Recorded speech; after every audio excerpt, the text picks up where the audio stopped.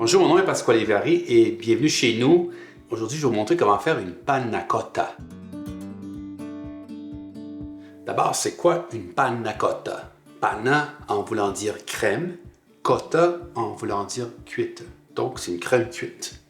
Effectivement, la version originale qui date de 1910 est inventée au Piémont. C'est lorsqu'un chef a pris la crème 35%, 100% crème, il a ajouté de la vanille, il a cuit sa crème et après il a ajouté de la gélatine, des feuilles de gélatine pour gélifier le produit. Une fois que le produit était froid, il l'a démoulé et arrosé ou servi avec des fruits de saison. Et voici qu'est-ce que ça donne.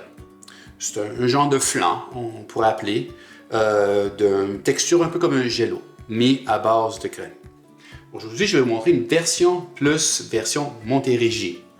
Pourquoi? Parce que je vais utiliser la crème de la Montérégie et aussi du lait de la Montérégie. On n'est pas obligé d'utiliser 100% crème. On peut couper moitié-moitié. On obtient une panna cotta un peu plus léger. Donc, c'est super facile à faire. Ça commence avec de la crème, 3/4 de tasse de crème, qu'on verse dans une casserole. Ensuite, 3/4 de tasse de lait. Et j'aime ça, verser mon lait pour bien rincer ma tasse de crème. Ensuite, je vais ajouter pour parfumer un bon produit d'ici, un rhum épicé du Québec. Juste l'équivalent d'une cuillère à table. Oups, c'est tout.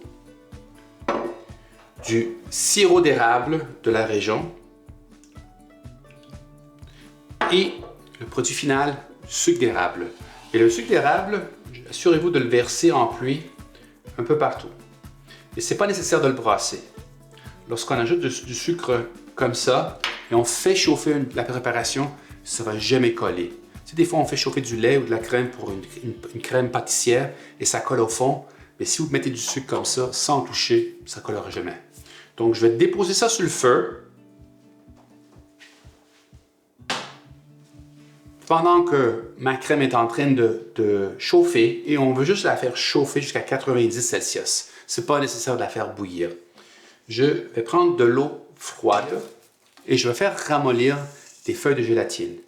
Je préfère utiliser beaucoup plus des feuilles de gélatine que la gélatine en poudre parce que c'est beaucoup plus précis au niveau du dosage. Pour la quantité de recettes qu'on fait aujourd'hui, nous avons besoin de 6 feuilles.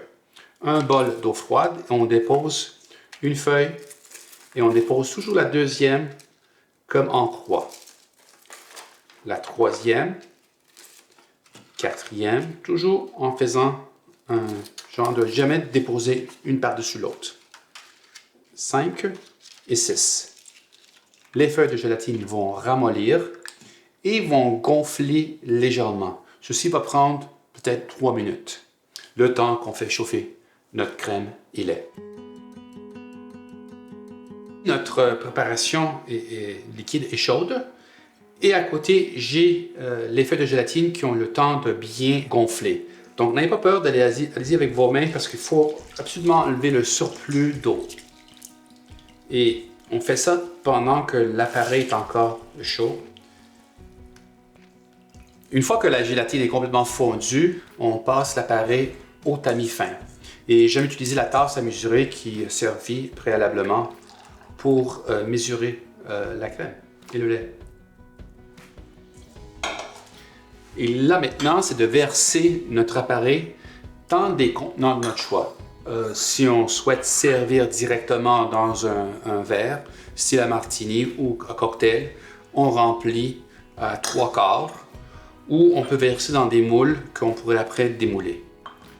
Donc, on verse.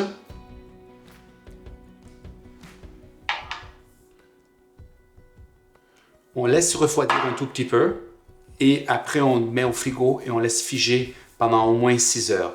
Donc évidemment, c'est un dessert qu'on prépare à l'avance. Voici la façon comment démouler la panna cotta si vous l'avez versé dans un ramequin. Prenez un bol avec de l'eau chaude, vous plongez votre ramequin dans le bol et vous attendez quelques minutes. Après quelques minutes, égouttez le surplus d'eau. Préparez votre assiette, vous déposez l'assiette dessus, on tourne, on bouge et allez hop, La panna cotta est démoulée. Et là, c'est prêt de garnir nos différentes desserts au niveau forme. Il y a même une version ici en mini pré-dessert. Et c'est avec de Harmonia dans un sirop, un produit de la Montérégie qui est délicieux. Et des petits fruits. Et si vous avez des petits fruits en saison, des bleuets ou des fraises de la région, elles aussi sont magnifiques. N'oubliez pas le sirop, quelques lames de sirop et une petite touche aussi personnelle. Pourquoi pas aussi un petit filet de sirop d'érable de la Montérégie. Si vous voulez ajouter un petit côté un peu plus croustillant à la finition, j'ai des noisettes ici de la région de Mont-Saint-Hilaire que soit vous pouvez les laisser entiers ou les concasser et ça va donner encore une autre texture en bouche très agréable et très appétissant. Un dessert super facile à faire. Utilisez les produits de la Montérégie, ça va être super bon. Sauf ne faites pas comme moi où lorsque j'ai fait ma première panna cotta, j'ai mis du sel au lieu du sucre. C'était pas une bonne expérience. Donc voilà, bon appétit!